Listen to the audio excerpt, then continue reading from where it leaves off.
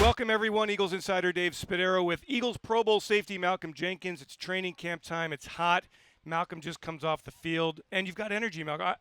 I'm amazed that players who've been in the league as long as you have, I talked to Haloti Nada, who's been in longer, Yeah. still have so much love for this game. What drives you? I mean, this is, believe it or not, at this point in my life, I'm 30 years old. Training camp is actually the calmest point of my year. Is that right? Yeah, where all I have to do is wake up, play football, watch football, talk about football, and go to sleep. But if you're in meetings, are you always alert? Like you never nod off in meetings, right? Rarely. You I- do I fall know. asleep. I in know meetings. I don't fall asleep. Okay. But if I get tired, I'll just stand up, or you eat sunflower seeds, things like that. I only get tired when I'm not on the film. Okay. If I'm on the film, I'm always trying to get better. But it's usually like those special teams meetings. I tell Pip all the time, if I take a reps during practice, he's got to put him up there. Otherwise, I saw you yesterday doing the gunner thing. Oh yeah, It was excellent. I make guys. You were better. excellent at it. Have you been a gunner in games? Yeah, that's how I started my career Yeah? in New Orleans. Yeah, my first year, the first 6 games, all I played was special teams, and I made a few plays Yeah. here or there. But I definitely enjoyed doing that. So however you can impact the game, that's kind of where I cut my teeth in the league, and so I've always kept those. Or tried to sharpen those skill sets, especially in camp. But it's also an opportunity to make those other guys better. When you have veterans going and giving maximum effort and good looks, then they have no excuse not to go, and they learn some of the tricks of the trade. All right, we're a week into training camp. How do you feel early about this football team? Um, Do you have feelings? No, I don't. I think we're just focused on kind of the moment. Guys are competing, finding out a little bit about some of the younger guys. I think the vets look good. We still got a lot of injuries of guys who aren't necessarily out there. But the biggest thing is just competing, seeing what everybody has. It's a constant evaluation.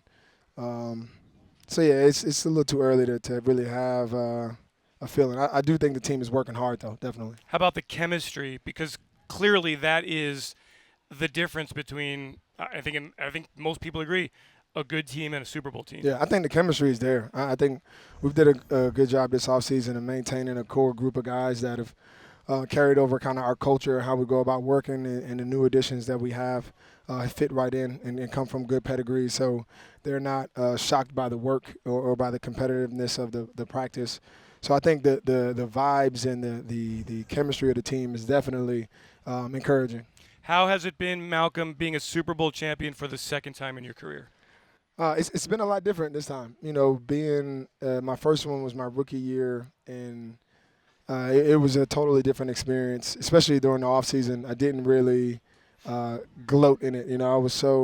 Everything was moving so fast. I just really went back into training and was getting ready for my second year. Whereas this time, knowing how few and far between those championships often come, if they ever come, I took the time to enjoy it. And just experience all the hard, or really revel in the hard work that we put in to even get there. Well, in what cool ways did Malcolm Jenkins gloat in the Super Bowl victory? Because I know you had a lot of opportunities. Yeah, well, I think whatever you win on the highest stage there's always media opportunities, and so we've went on a bunch of different shows, the Daily Show with Trevor Noah, a bunch of other shows. So there's the media that you take part in. Nerves ever when you're on a stage, on a national talk show stage, ever? No. So the only thing is I don't know if you watch like late night TV like I do. It's like these actors and entertainers oftentimes they've got cool down to a science. So they come and cross their legs and stuff. Well, as an athlete, my hips are a little tight. So I can't really do that. Yeah. So I'm in my mind, I'm trying to feel cool, but it was a fun experience. Did they know who you were? Oh yeah. Who's the most famous actor you met, or actress? I didn't meet any actresses. Okay. I was just on the shows. There's Seth Meyers. That was cool. Yeah, I mean, for me. I traveled a little bit, so I got to Dubai. Yep. I went to Ghana, which was my first time in the continent of Africa. That was a life-changing experience for me. In what way? Well, in a lot of different ways. For the biggest way, it's like trying to go back to, your heritage. It's kind of a pilgrimage for me. So going to Cape Coast in Ghana, where the majority of Africans who were sold into slavery to Northern America came through this specific castle, and able to go there and go into the dungeons where they held slaves, and just being able to see the culture.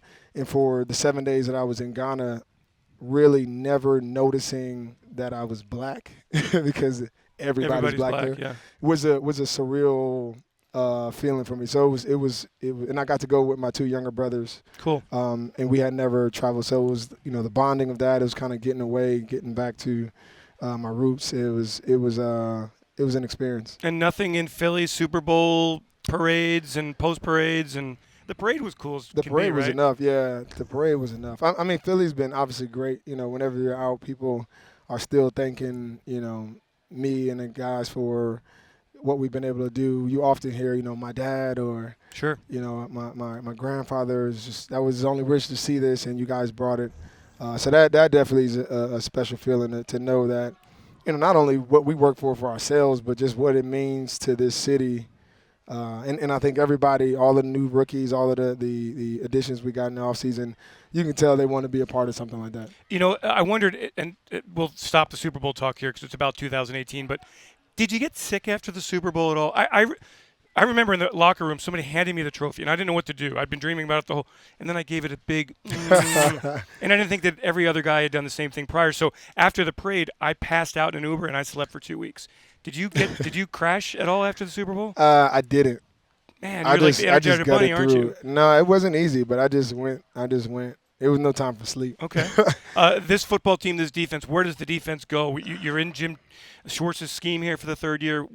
Are there nuances that he's teaching? Are there different personnel packages that we're using? What's next? Yeah, I mean, I think there's growth. That's what's next. I think we got a few key positions that we need to solidify. Just from our linebacker standpoint, who are our top 3 linebackers. The nickel spot is kind of like a spotlight on the defense, losing Patrick Robertson, seeing what that combination of 5 DBs is going to be. And then really everybody's excited to see what's the next level for our D-line. We got some great additions, and when you look at it on paper, it's an all-star lineup. But, we want to see how that is going to work and how that affects the defense. Going to the next level as far as different looks from our defense, how do we, now that we know it in our 3rd year into the defense, how do we put ourselves in better position? How do we disguise things? How do we add things to make it a little bit more challenging for quarterbacks? So all of those things, we're looking to build on top of what we've already established, but at the same time, we're not trying to reinvent the wheel. A lot of the things that we do work, and it's very simple, allows us to play fast, and we don't want to complicate that. Last one, are you concerned at all that the new rules, the helmet, will change the game for defenses? I'm not concerned. I think the thing that most of us are concerned about is how they will enforce and how tightly they will enforce these ejections. When you start getting guys, fines or already bad penalties themselves kind of hurt the game. But we get it. It's all in the name of safety for the athletes. But when we start getting kicked out of games and you're losing starters and key contributors, then all of a sudden that's a totally different ballgame. So I think that's probably where the majority of the concern is. I think the quarterback one, where now the quarterback, if he goes head first, you still can't touch him. He's down automatically. Yeah. In the old days, you still had to go up and make sure that he was down. Yep. Instinctually, you've been taught your whole life to do it one way, and now you've got to change it. Yeah, well, I think in full transparency is that the scoring in the league has been down. Of course. And so anytime scoring is down, all of a sudden you have new rules that restrict the defense. So there is going to be an emphasis on illegal contact on DBs, pass interference with DBs.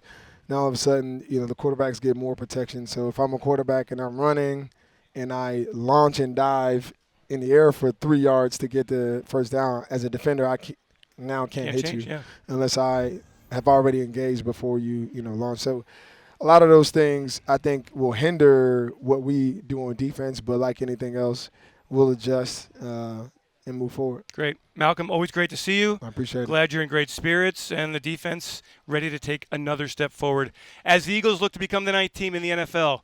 History of the NFL to repeat as Super Bowl champions. Malcolm Jenkins, Dave Spadaro, thanks so much for joining us.